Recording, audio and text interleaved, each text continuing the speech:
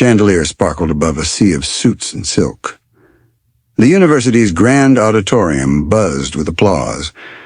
Cameras flashed, champagne flowed, and then silence. A man in a faded janitor's jacket stepped into the aisle.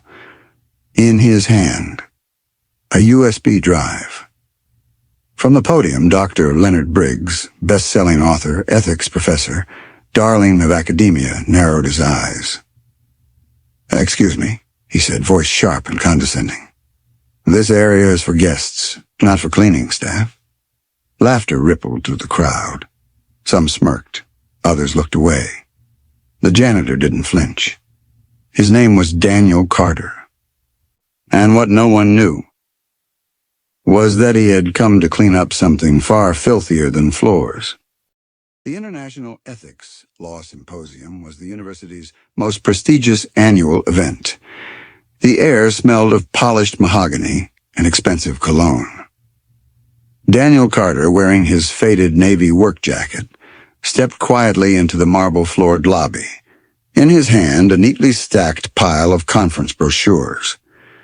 Then came the voice, sharp enough to slice glass. "Sir, service staff shouldn't be seen here. Use the back service entrance."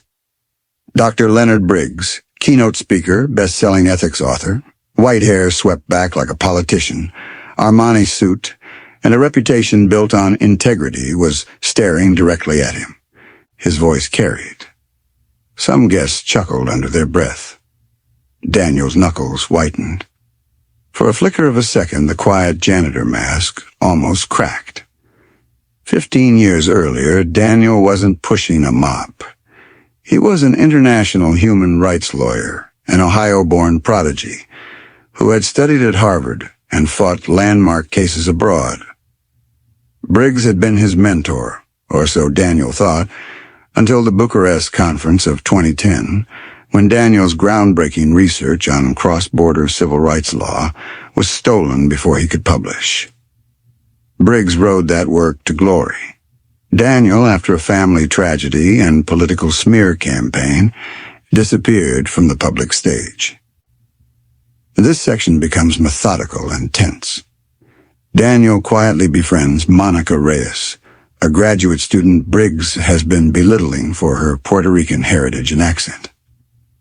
Late-night copy room scenes with whispered dialogue, USB drives swapping hands, secret camera footage of Briggs coaching assistants to falsify citations. Daniel uses his old legal mind to stitch every piece into an airtight portfolio of damning evidence.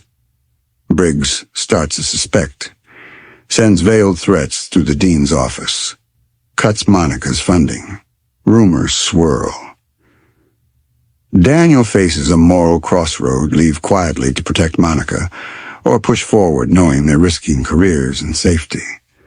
Small victories keep tension alive. Catching Briggs in a racist remark at a donor gala, subtly baiting him into arrogance. Award night, packed auditorium. Daniel, in his work jacket, hides a mic under his collar. Monica in the projection booth, hands shaking over the keyboard.